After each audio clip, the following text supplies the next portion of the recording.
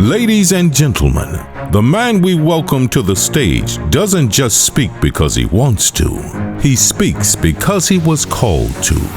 Receiving life's messages is part of who he is, and spreading them is what he's meant to do.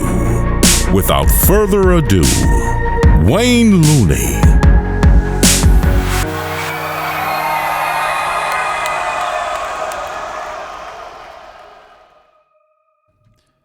Ladies and gentlemen, thank you for being here with me today. I truly do appreciate your time, and I promise I'm going to make it worth your while. Today, I'm going to be speaking about relationships. Our ability to be able to connect and create lasting relationships is essential to our survival. We as human beings thrive on being able to connect with one another. And just as being able to cultivate and establish those lasting relationships is essential to our survival, so is our ability to be able to disconnect and end relationships after we have noticed that we have outgrown them and that they may be holding us back. Today, I'm going to help you see how our need to connect with one another can sometimes keep us stuck in a relationship, and how fear and complacency can stop us from making or executing that necessary ending. Now, when we talk about making connections in our lives, we are going to make a lot of connections over our lifetime. But the single most important connection you will make is with the person that you will call your committed partner, your spouse, or significant other. The reason why this connection is so important is because this is the person who you will spend the most time with and who will have the most influence over your life. And because this is the person who will have the most influence over your life, this is also the easiest relationship for us to find ourselves stuck in, and the hardest one for us to end or for us to get ourselves out of after we realize that it is no longer beneficial to our future. I know, because I was once in a situation like this. I was once in a relationship for nearly a decade, and I stayed long after I realized that we weren't right for each other, that the relationship was no longer beneficial to both of our futures, and that we were only holding each other back. And I know that there are people who have been in situations like this, and I know people who are still in situations like this. And I got into this relationship at a very young age. And I had a kid at a young age.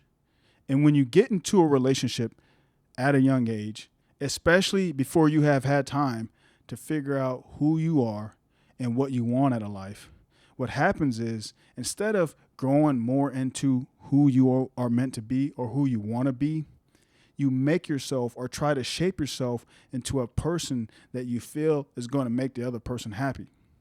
And I know that there are people in situations like this. And we both did that to each other. We both wanted each other to be not who they truly were, but who we felt they should be in order to make us happy. And anytime you're in a situation where you don't have the freedom or you don't feel like you can truly be yourself, you are going to be unhappy. And when we do this in relationships, we start to play this game with one another. And the rules of the game are, I am willing to pretend that I am happy if you are willing to pretend that you are happy. And when we start playing this game with one another, we become more concerned about how our relationship is perceived than we do about how it actually is. So instead of actually dealing with the relationship and the reality of it, we spend more time trying to make it appear or perceive to be perfect. And we do this by posting photos on social media, posting photos with us together, posting photos with our family. And during conversations with people around us or with our peers, we want our relationship to be perceived so perfect. And we get so good at playing this game that we really start to believe that the other person in the relationship is happy even though we know we're not. And that's just not the truth. If you are unhappy in your relationship, it's likely that the other person is unhappy as well, even if they're not willing to admit that to themselves yet. And pretending to be happy becomes exhausting. Anytime we are pretending to be something we are not, we are putting on an act. And eventually we get tired of putting on that act. And when this happens in a relationship, instead of showing a person how happy we are or how satisfied we are or fulfilled we are with them, we instead start showing them how unhappy we are and how much we truly don't appreciate them. And when this happens, the arguments become more intense. This is where resentment starts to grow. And that resentment can turn into anger. And that anger and that resentment can then turn into mental and physical abuse. I know because this was my experience. And when this happens and these things start to rise in your relationship, it only makes each person feel isolated and lonely. And when we feel isolated and lonely in a relationship, it's typical that people will start to look for fulfillment outside of their relationship.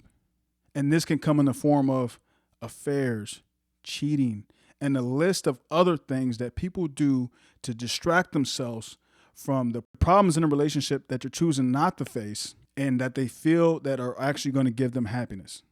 I've seen this happen a lot. And when these things start to happen in your relationship, the situation only becomes more hurtful. And it only becomes more detrimental for your mental, your physical health. And the entire time, the universe is telling you that this is a situation that you are not supposed to be in. The fact that these things are arising is telling you that there is something not right about this situation. And the universe will show you this in signs. And it would show you this in a lot of different signs. And in my situation, I would notice when we were together that things just seemed never to go the way that they were capable of going. We would see problems in our careers. We would see problems financially. We would even sometimes see problems with our health. And whenever we decided to take a break from one another, I would notice how new opportunities would seem to rise. Things would finally start going the way that they were supposed to. And what we sometimes do is when we break away and we start to see these things changing in our lives, we tell ourselves, oh, things seem to be going so much better now. Maybe we can try things again. Maybe it can finally work. Only for us to bring ourselves together again to deal with the same issues, to deal with the same problems, only to still have the same feelings of loneliness and isolation. I know because I've been there. And I know a lot of other people have been in situations like this. And instead of ending things and moving on, we stay for a number of reasons. Maybe we stay because we're married and we have kids together and we have a house together. And we don't want to deal with the stigma of divorce or having that tough conversation with our kids. Maybe sometimes we stay because we're trying to fulfill some expectation that has been placed upon us. Sometimes that's through society. Sometimes that's through the people around us. Sometimes that's even through religion that tells us that we owe it to ourselves, that we owe it to our families to continue to stay in these situations. Sometimes it's just as simple as we don't want to see that other person with someone else. And that was the case for me. I stayed because I was afraid to walk away. I was afraid to start over. I was afraid of the stigma and being a single parent. We all fear these things. But I learned that one of us was going to have to develop enough courage to walk away. That one of us was going to have to decide that we both deserve better and that it was no one's fault. We had just outgrown each other and that the relationship was no longer beneficial to the both of us. And I was the one who had to make that decision. And just because I knew it was the right decision doesn't mean it was any easier. But I knew in order for us to have the opportunity or the chance to get or to find what we actually deserved, that we were going to have to end the situation.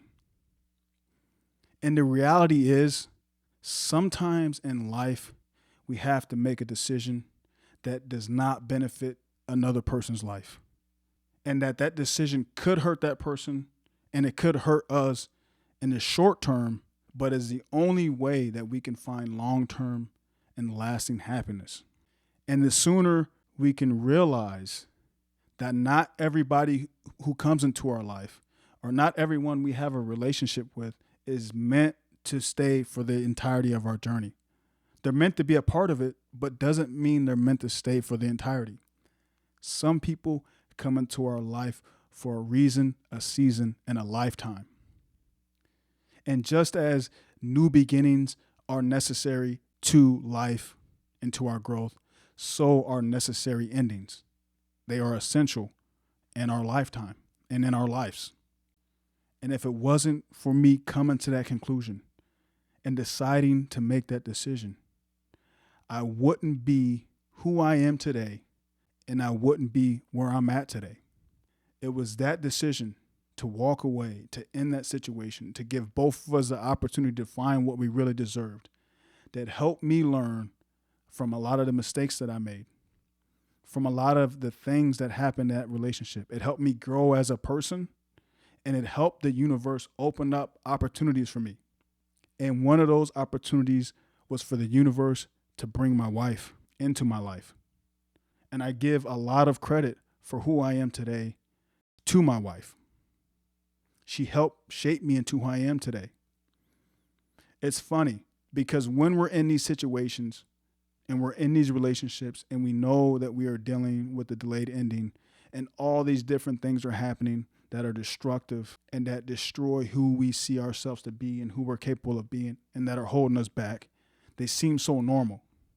When we're in the situation, the manipulation, the mental and sometimes physical abuse, the cheating, and all these different things that come with being in a relationship that you have outgrown. They seem so normal because it's all you know. And complacency keeps us stuck there. But it wasn't until I found my wife that I realized how normal those things weren't and what exactly I was missing. You see, when you're in the right relationship, you don't try to mold or change each other into who you feel is going to make each other happy.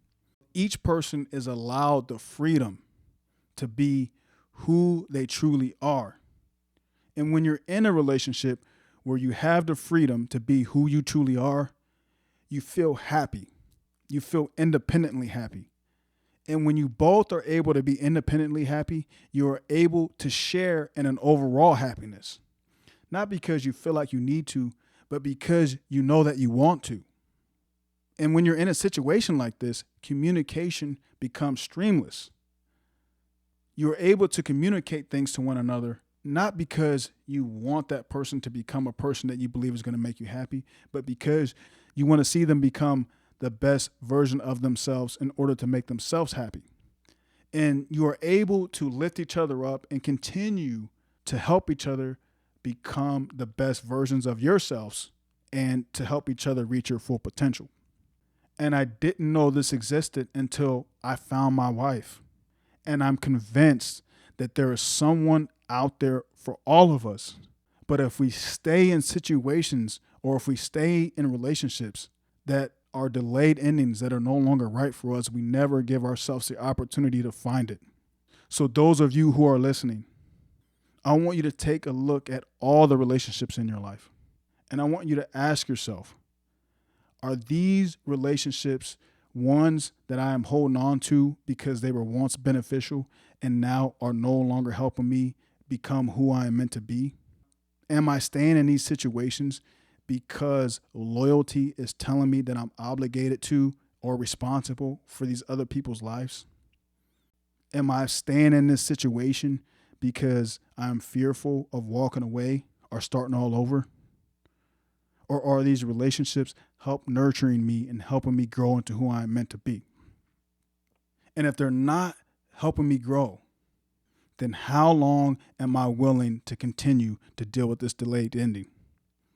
If I have one life to live and one opportunity to make the best of my life, how long am I willing to stay in these situations, being less than what I'm capable of being and getting less than what I deserve? So, ladies and gentlemen, that's all I have for you today. Thanks again for listening. Of course, these are things I want you to contemplate on. And until next time, I'm signing off.